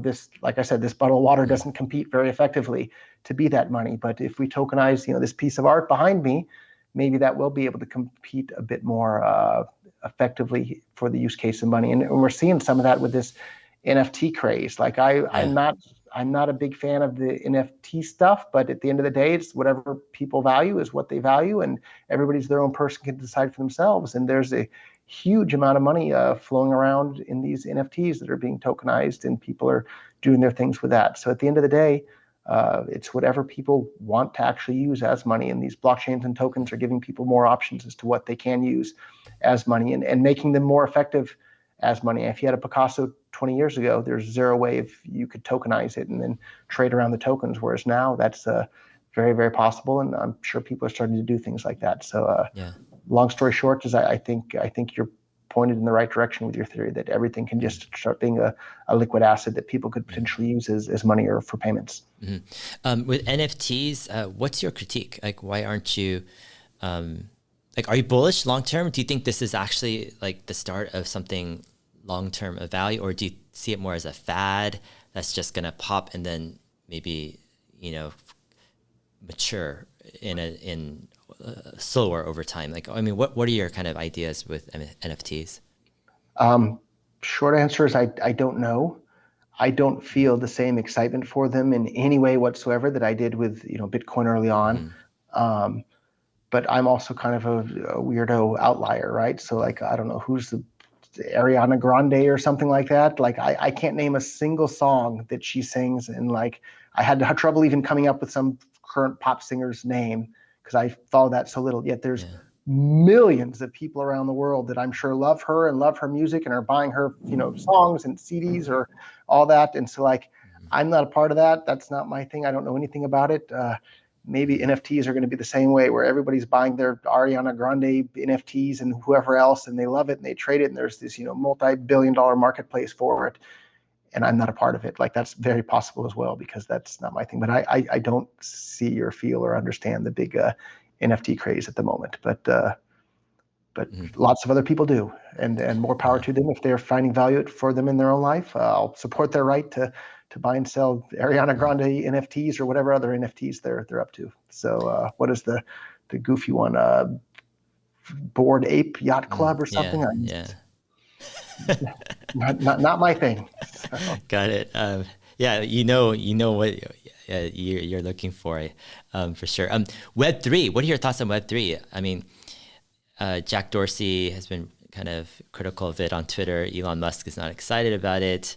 And I mean, there's this debate about the name too, you know, what does it mean? But the concept of Web3 as an ownership layer on top of, you know, the internet, is that exciting to you, or how are you looking at, you know, kind of the evolution of what people are calling Web3, or some people at least? Yeah, I think I haven't heard a real clear definition of what exactly Web3 is supposed to be, which kind of maybe is a good marketing tool because it can be everything to everybody and everybody. Sure. And that, I think that's part of what made Bitcoin so popular early on, though, is that nobody knew who Satoshi Nakamoto was. So everybody could envision Satoshi being the exact version of Satoshi that they wanted. And there was no real Satoshi to say, no, that's not me. So everybody got the exact version they wanted. And so maybe there's a bit of that going on with Web3. Everybody can, it's not here yet. And so everybody can envision it being exactly the version of the internet that they want it to be. But for me, the thing that's still exciting is this peer-to-peer electronic cash payment for the world. And of course, the peer-to-peer cash will be paid via the internet. And so the sooner we can have this peer-to-peer cash for the world, the better the world will be, and the happier I'll be, and the more excited I think people will be to use it. So Web3, I don't know, it feels like it's just trying to be all things to all people, and there's not a clear definition of what it is yet. Sure. One of my followers asked me to ask you, who do you think is Satoshi Nakamoto? Short answer is I don't know. Okay. There's a couple of theories out there, but I don't know. And whoever, wherever Satoshi is, like if he wanted to make himself known to the world, clearly he could do that. If he doesn't want to, then more power to him. Like whoever that person is, deserves the thanks and appreciation from all of humankind for the invention he released to the world. So thank you, Satoshi, wherever you may be. Do you think he's still alive? Maybe. I really don't know. So got it. I hope he is. I really hope he is, but I don't know.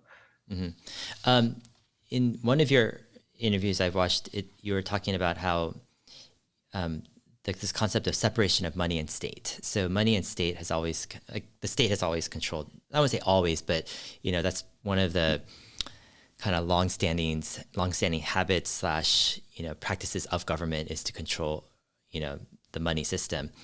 Do you think it's even possible for government and money to be separated? I mean, they seem so entwined, you know, nowadays, and especially going forward with the whole kind of, you know, priority on so-called national security, threats against terrorism.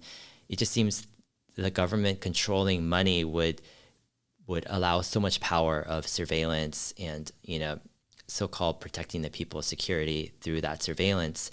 Like, is this decoupling of state and money even a realistic goal? Like, what are your thoughts? I think people probably thought the exact same way about the separation of church and state a couple of years. They'd say, is that even possible? How could the church and the state be separated? They're so intertwined, and there's, you know, they use it to control everything. And today we realized that the separation of church and state was a great thing. And I think we're already seeing a separation of money and state start to take place. And I pay for just about everything in my life. Very few dollars get used at this point. It's pretty much all cryptocurrency for just about everything.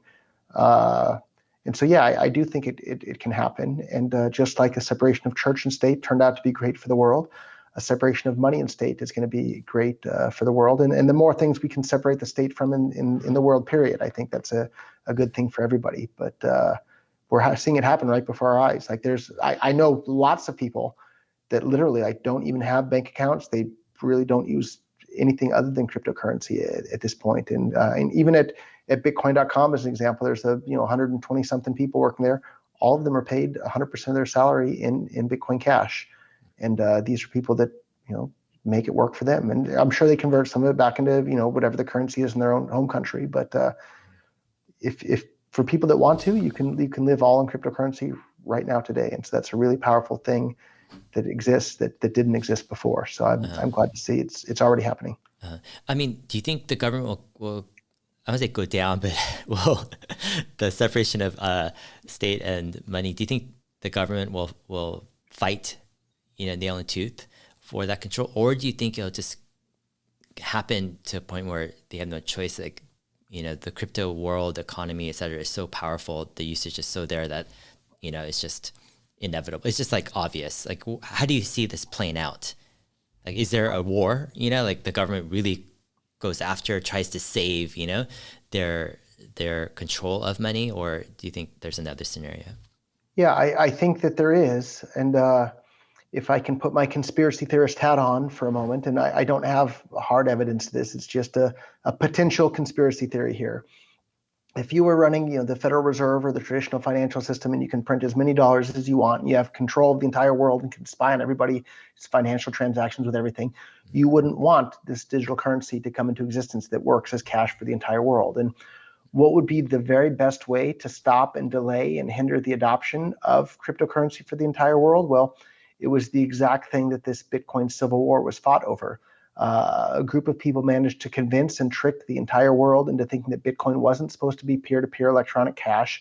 It was just supposed to be a store of value that you don't actually use to transact in, and that you should limit the block size to 1 megabyte. And so we're getting a little bit technical here, but a blockchain is just a fancy word for a ledger.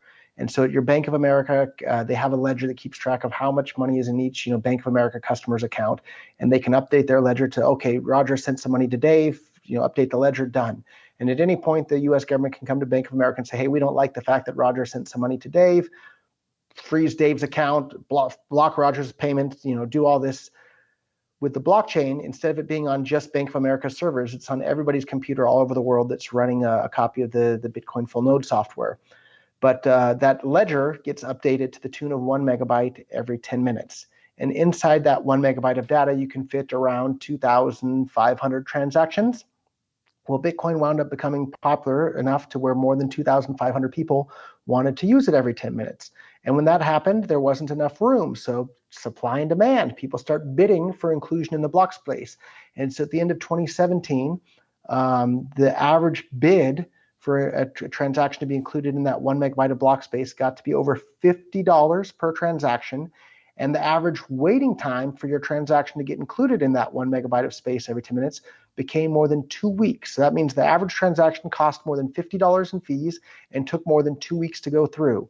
And when that happened, we had previously all these major merchants that were accepting Bitcoin, companies like Microsoft.com and Expedia.com and all these giant retail websites that were accepting Bitcoin. They all stopped accepting Bitcoin. They stopped using it for payments. They stopped letting their customers pay for it. And we, for the first time in the entire history of Bitcoin, had reverse merchant adoption. And it delayed the adoption of Bitcoin as peer-to-peer money for the world by at least half a decade now, and coming on longer, and opened the door for all this confusion between, should we use Bitcoin, Ethereum, Bitcoin Cash, Monero.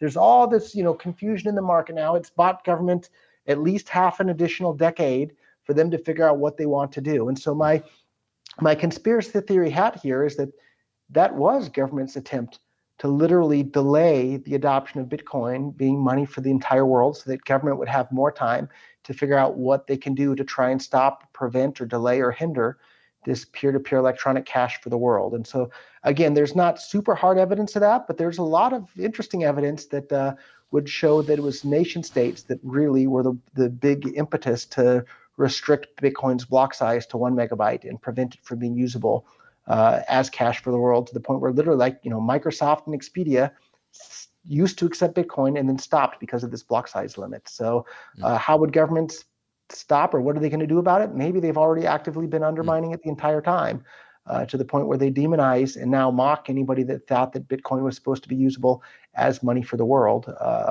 And so maybe they've already delayed it by quite a bit. Wow, that's crazy. That's an interesting theory. And what if they have agents from the government on Reddit? Well, so funny you should mention that too. So in 2011, Bitcoin went from like $2 to $30 in the course of, 10 days or 2 weeks or something, like very, very quickly, right? It went up, more than 10x there. And it was getting a news cycle from around the world. Everybody was talking about Bitcoin. And at that point, the main discussion platform for everybody in the entire world was this website called bitcointalk.org. And suddenly when everybody in the world was, when Bitcoin was on the front page, all these newspapers, and then, the tip of everybody's tongue, the website where everybody was talking about it, intentionally by somebody disrupting it, became unusable. And the way they made it unusable is there were all these fake bot accounts that would just post in every discussion thread, buy, sell, oh no, and just frivolous fluff posts that didn't actually say anything of substance whatsoever, that made the forum unusable because the forum was just flooded with posts that just made it look like a bunch of fluff. And so that was very clearly an attack on the ability for people to discuss Bitcoin online. And it was timed when there was a media cycle about Bitcoin that made it to where everybody would go and be looking into it at that point. And so like from as early as 2011, someone out there was going through a lot of time and effort to disrupt people's ability to talk about Bitcoin. And we know even from as early as 2010, the CIA was already interested in Bitcoin, and they invited some of the people that were involved in Bitcoin to explain it to them because they wanted to know how it works. So don't think that the government, just started paying attention to Bitcoin recently. And the CIA literally was asking for meetings with people that knew about Bitcoin in 2010. So this isn't something that just came onto the radar recently of governments. Yeah. And for those who don't know, I believe Roger, you've insinuated that, or I wouldn't say insinuated, you've been very clear that the main Bitcoin Reddit community you think is censored, had a big role. I don't think it is. It is, and they openly say it is. Yeah. And had a big role in the whole Bitcoin civil war to push it to store value, not peer-to-peer cash. What if, let's rewrite, history hypothetically. Let's say Bitcoin actually chose, back in 2017 or so to increase block size, to go for cash role, not store value. And let's say hypothetically, transaction / the use cases of Bitcoin as, of purchasing, reality just took off like crazy. Let's say it's just everywhere, you could buy stuff with this Bitcoin form of cash.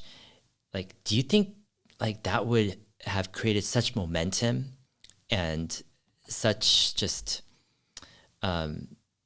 usage where the government maybe couldn't catch up, where it just like, it just becomes the pervasive culture, and now the government has almost already lost their control? I mean, I wouldn't say at that time, but it becomes inevitable that there's this separation of church and state. But by buying time, I don't know how it happened, but because there isn't a predominant form of, let's say, cryptocurrency cash where everyone's using it, now it's an uncertain kind of future where we don't know what's going to happen, in terms of money and state. Yeah, perfect summary, Dave. That the goal and the strategy was to get, and we had the momentum. Literally, Microsoft was starting to use Bitcoin. Expedia was allowing you to book everything with Bitcoin, and we had these major websites integrating Bitcoin, and it was just like one amazing news story after another, day after day of adoption of Bitcoin happening. And all of that not only halted, it literally reversed when that block size limit was hit, which was just unimaginable that would be the pivot that Bitcoin would be shoved down from the people that were involved in Bitcoin in the early days. So the goal and the strategy was to do exactly what you said, just get so much merchant adoption and traction that people were using it for everything all over the world that it would be too late for governments to react, and it would become the default money for the world. But instead, by whatever means, whatever the reasoning was for it, governments now have had extra at least half decade, and likely it'll wind up being a lot more, to figure out what they're going to do to try and delay and hinder and control and restrict the adoption of cryptocurrencies around the world. So for me, that's very disappointing, because life is short. I can hardly believe it. I'm 42 years old. Just blinked my eyes, and half of my average human expected lifespan at the moment is already gone. I hope. I want things to progress as quickly as possible in the right direction, not slowly. So, I mean, is that kind of why you are so passionate about Bitcoin Cash and promoting it? Is because you see this window of opportunity where we need to get crypto into the role of cash fast, before, let's say, like the window closes. Yeah, That's certainly why I was so passionate early on, because the window was wide open and we had an amazing chance. And I was trying to shove peer-to-peer cash through that window to the world as fast as I possibly could. At this point, I don't know, but the window is certainly closed more than it was before. Maybe it's closed most of the way, or even all the way there. We don't know exactly how things are going to play out, because now, cryptocurrencies certainly have everybody in government's attention, front and center at this point. And we had an amazing opportunity where I think we could have, I don't know, where it would have been too late. The cat would have been out of the bag, so to speak, in regards to cryptocurrency, whereas maybe the cat's not out of the bag yet. Mm-hmm. Got it. I want to kind of wrap up on just a side kind of personal note. I noticed you've been, I guess, more of a global citizen now in some ways, where you've lived in other countries like Japan, you've been in the Caribbean a lot, a proponent of various citizenships as well. How do you determine where you spend your time geographically? Are there favorite spots of the world that you enjoy? I'm just curious, as a person who's become more, let's say, international in experience over the past decade or more, what's your take on kind of another question is how important is it for you to kind of, just have a broader view and experience of the world than just previously, let's say you grew up in the States, just having that more, I guess, more narrow, a background experience? Yeah, there's another YouTube channel. Their slogan is just "Go where you're treated best." Mm-hmm. And I think that's a good slogan to live by. And so I'm talking to you from St. Kitts right now. Mm-hmm. St. Kitts definitely has a big piece of my heart here. It's a beautiful island country in the Caribbean. You can buy citizenship here effectively for about $150,000 US. You can pay for the entire thing in cryptocurrency at this point. It's just a beautiful, beautiful island with, at the moment, pretty good COVID restrictions. There's not a whole lot of craziness about that. It's not quite as good as Miami on that front, but it's not too far off either. But previously, they had locked down the entire country where nobody was really allowed in or out. It was a big problem. So I left and then hadn't been here for a while. But it's a big, giant world. Don't restrict yourself to where you happen to have been born, right? And what are the odds that you were born in the very best place in the entire world, and that it'll continue to be the very best place in the entire world for your entire life? The odds of that are very low. So, go out there and see the world and explore things and see what you like. Maybe you'll find something new that you like more than what you've been up to in the past. Yeah. What do you think? What country do you think is the freest country in the world? As a libertarian, voluntarist, what is there any country that you think, you jive with, you resonate, or do you think you just need to be part of a new country? Is that even possible? Do you think about that at all? Yeah. As the word I like to describe my philosophy the most is a voluntarist, and that's someone who thinks that all human interaction should be on a voluntary basis or not at all. And so if everybody's dealing with everybody on a voluntary basis, well, that's the exact opposite of what the state is. The state is the monopoly on coercion, on violence. And so I guess in my ideal world, we wouldn't have a state. So which country in the world is the best right now? I don't know. St. Kitts is pretty good at the moment, but there's other things that aren't so great, anywhere. So I spent some time in Dubai recently. From an economic standpoint, it was really free and open. But then better watch what you say politically over there as well. So I don't know. Maybe Mars will turn out to be a pretty good place too. We'll see. Yeah, I hear you. All right, Roger. Thanks for being generous with your time, your thoughts, your sharing. Definitely appreciate all your stories. You've had just a critical role, I think, in the history of crypto in the past decade. And it's fascinating. I know you have a YouTube channel. I'll go ahead and link that in the video description. I'll also link your Twitter account. Are there any other kind of places that you might direct people to learn about what you're doing? Yeah, and if you want to contact me about something, you can just email me at roger@rogerveer.com. And I'm happy to reply and be helpful however I can. Okay, awesome. All right. Thank you, Roger. It's been awesome talking and chatting and getting to know you. Appreciate it. Thank you, Dave. Okay, I'll see you.